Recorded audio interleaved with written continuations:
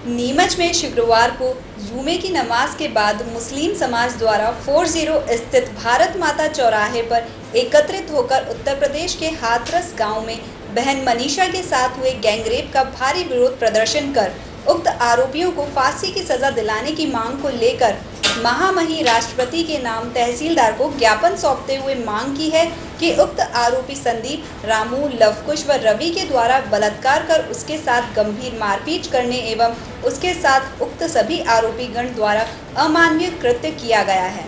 इस कारण उक्त सभी आरोपियों को शीघ्र अतिशीघ्र फांसी दी जाए और देश की बेटी मनीषा को इंसाफ दिलाया जावे, जिससे कि इस प्रकार की घटना की पुनरावृत्ति को रोका जा सके।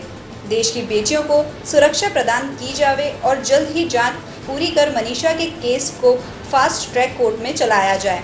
साथ ही सुनवाई पूरी कर जल्द से जल्द फांसी की सजा दी जावे। ज्ञापन दिया है, हिंदू मुस्लिम सिख सभी लोग थे मौजूद यहाँ पर ज्ञापन देने के लिए। सर, जो घटना हुई है कुछ दिनों के अंदर की बलात्कार की, उसके लिए अब सब लोग निंदा करते हैं बहुत ज़्यादा। पूरे देश के लोग तकलीफ़ के अंदर हैं और सरकारें लगी हुई है सिर्फ अपनी कुर्सियां बचाने के चक्कर में। सर, ये जो भी जितनी बड़ी घटना हुई है, हमें मालूम है, हम लोग आवाज़ उठा रहे हैं, पूरा हिंदुस्तान आवाज़ उठा रहा है, मगर सरकार के कान पे जूं तक नहीं देख रही है। तो हम सर इसकी निंदा करते हैं और सरकार से कहते हैं कि आपकी औलाद नहीं है तो आपको दर्द मालूम नहीं, औलाद हमारी, हमें दर्द मालूम है। अगर इसलिए मैं सभी हिंदुस्तान के जितने भी वासी हैं सबको कहता हूँ कि इन बे औलादों को हटाइए और औलाद वाले को बिठाइए जिसके दिल के अंदर दर्द हो।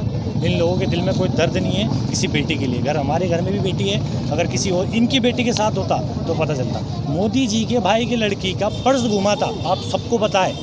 24 घंटे के अंदर मतलब 1.5 लाख पुलिस लगा दी गई थी सिर्फ उस पर्स को ढूंढने के। तो सर, ये बेटी हमारी है। वो कंगना रनावत जिसका कोई अस्तित्व नहीं है, वो औरत नाम पे धब्बा है जो किसी मर्द को गाली बकती है, उसके लिए आपने वाइस मतलब इतनी बड़ी सिक्योरिटी दे दी। और वो जो लड़की, उसका थाना है ना 1 किलोमीटर दूर है, उसके घर से 1 किलोमीटर दूर एक थाना है। क्या 5 आदमी जाके उसके सख्त नहीं लगा सकते थे? क्या उस गांव के दख्त नहीं लगा सकते थे रात में जाके या दिन में जाके? थाना इतनी पास है फिर भी बलात्कार हो जाता है तो हुए आप लोगों के ऊपर, मर्द आप हो ही नहीं फिर तो, जब आप लोग वहाँ इतने खड़े हुए थे। जी, ज्ञापन इसलिए दिया गया है सर, वो बलात्कार हुआ जो, और आज हम वहाँ पर जो 4 बलात्कार हो चुके हैं अभी तक यूपी के अंदर, हम उन सबकी जितने भी हुए हैं सबकी निंदा करते हैं दिल से और फांसी की मांग करते हैं उन्होंने। सारे आम पब्लिक थी, आम जनता थी और सर्व समाज के लोग यहाँ पे इकट्ठा हुए थे। जो घटना देश के अंदर घटती जा रही है, आप देख ही रहे हैं कि बलात्कारियों के हौसले इतने बुलंद हो चुके हैं कि वो आए दिन 1 किलोमीटर थाना की दूरी होने के बाद भी बेटियों का बलात्कार हो रहा है। तो कानून व्यवस्था के नाम पर जो खेल हमारे साथ खेला जा रहा है, हम उनकी आंख खोलने की यहाँ से कोशिश कर रहे हैं कि अपनी आंखें खोलिए और कम से कम देश को नहीं बेटियों को तो बचाइए। हमारी मांग ये है कि जो पीड़िता है और जितने भी पीड़िता का केस होता है इंडिया के अंदर, जितनी भी बेटियों के साथ में बलात्कार होते हैं, जो भी घटना होती है, उनको आप रोकने में तो नाकाम है ही हैं, लेकिन कम से कम उनको इतना सहयोग करिए कि पीएम केयर फंड में आपने जो फंड इकट्ठा किया है उससे देश का भला बाद में करिए, पहले उन बेटियों को 1-1 करोड़ की राहत राशि प्रदान कीजिए। दोषियों को लेकर हमारी मांग ये है कि जो घटना घटी है और आने वाले टाइम में जो भी घटना घटेगी, मोदी सरकार को अगर भारतवर्ष की जनता का इतना ही ध्यान है और इतना ही फिक्र है तो वो एक प्रस्ताव पारित करे सदन के अंदर कि हर बलात्कारी को फांसी की सजा दी जाएगी विदिन 3 डेज।